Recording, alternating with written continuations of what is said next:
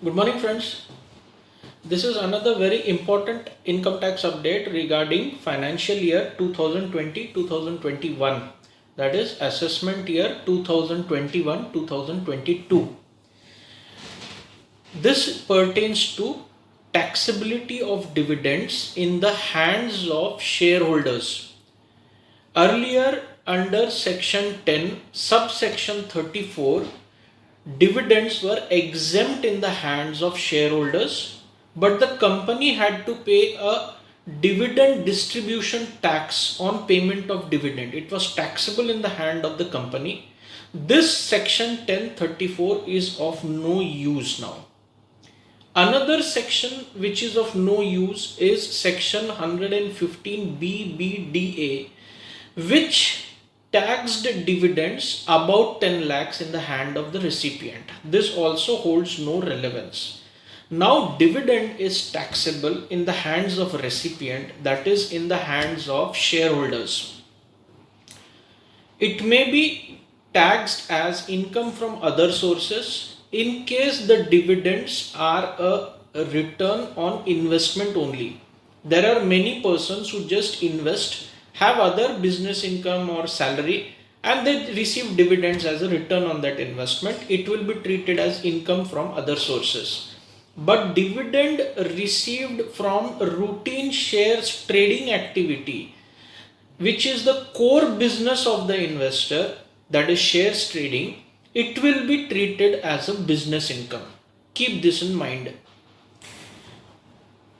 There is one section 194 which calls for TDS on dividends. That is, the company has to deduct TDS while paying dividend to the shareholders or their investors.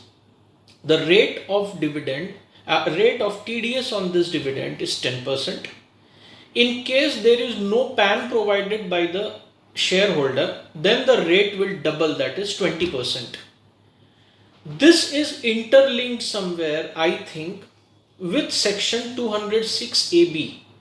If the investor has not filed his ITR for the preceding 2 years, then in such cases the TDS rate will automatically double.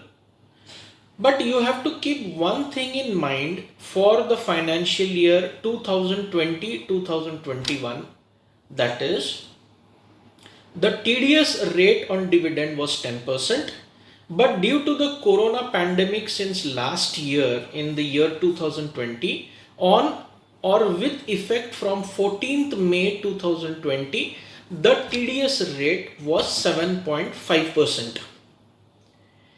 The company's duty is to provide a quarterly statement of dividend, that is by 15th June, 15th September, 15th December and 15th March. Why this is necessary?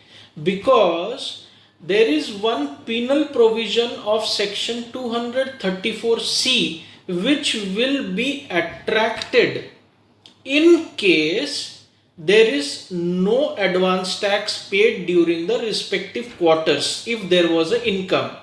Now those shareholders whose only income is dividend and there has been no dividend paid by any company, then there will be no liability for advance tax. To help such assessees, the company must file a quarterly return of TDS pertaining to dividends only, so as to remove the penal provision under section 234C for the assessee, so that they are not unnecessarily penalized for any wrongdoing on behalf of the part of the company. So keep this in mind that dividend is taxable with effect from 2020-2021. More will follow in the further videos down the line. Have a nice day, friends.